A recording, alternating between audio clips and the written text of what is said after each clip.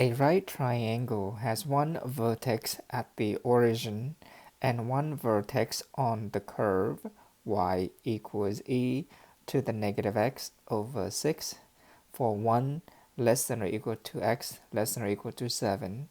One of the two perpendicular sides is along the x-axis, the other is parallel to the y-axis. Find the maximum and the minimum areas for such a triangle. First, we draw the curve y equals e to the negative x over 6. When x equals to 0, y equals 1. This is an exponential function, y equals e to the negative x over 6. And we are given that one of the vertex is at the origin.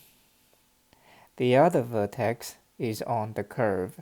Anywhere on the curve, with the condition is that this vertex has to be on the curve between x equals 1 to x equals 7.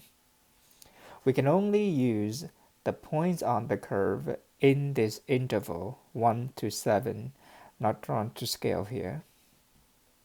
One of the two perpendicular sides is along the x-axis. So if we were to use a point on the curve, we then drop it down to form a right triangle. Notice that one of the sides is along the x-axis and the other is parallel to the y-axis. Find the maximum and the minimum areas for such a triangle. It's worth pointing out that there are infinitely many right triangles that can be formed this way from x equals 1 to x equals 7. There are infinitely many points on this curve.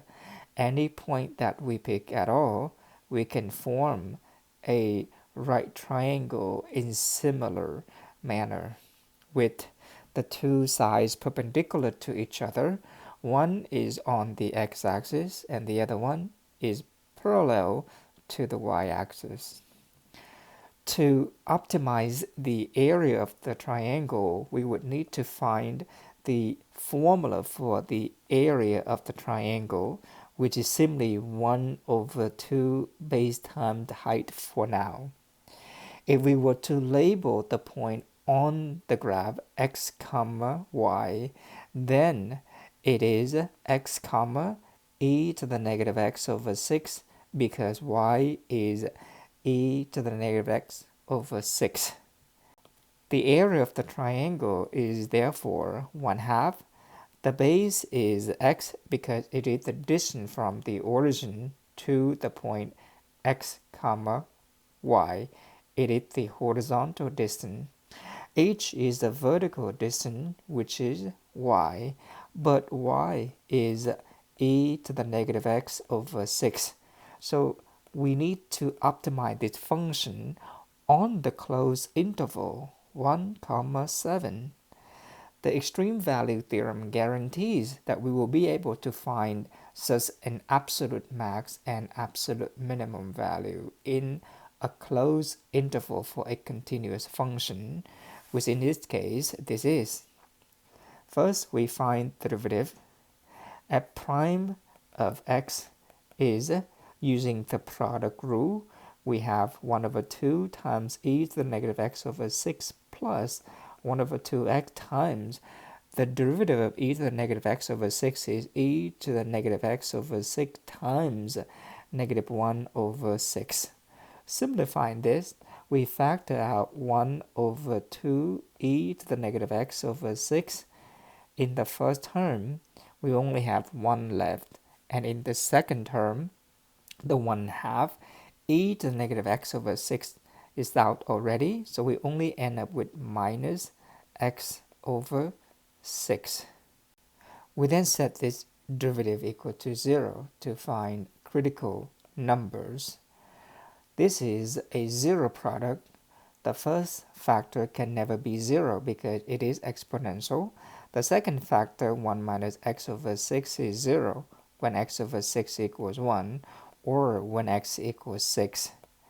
With x equals 6 being a critical number and the endpoints being x equals 1 and x equals 7, we evaluate the function, which is the volume at the endpoints and the critical points. The endpoints are 1 and 7, and the critical numbers is 6. The area is f of x equals 1/2 x e to the negative x over 6. When x equals 1, we have 1/2 times 1 times e to the negative 1 over 6. When x equals 7, we have 1 over 2 times 7 times e to the negative 7 over 6. And when x equals 6, we have 1/2 times 6 times e to the negative 6 over 6. We then simplify this to have, for x equals 6, this is 3 times e to the negative 1, or simply 3 over e. When x equals 7, this is 7 over 2 e to the 7 over 6. And when x equals 1, this is 1 over 2 e to the 1 over 6. We then compare these three numbers. 3 over e is approximately 1.1. 7 over 2 times e to the 7 over 6 is approximately 1.09. And 1 over 2 e to the 1 over 6 is approximately 0.4. 0.4 is the smallest number, so this is the absolute minimum area.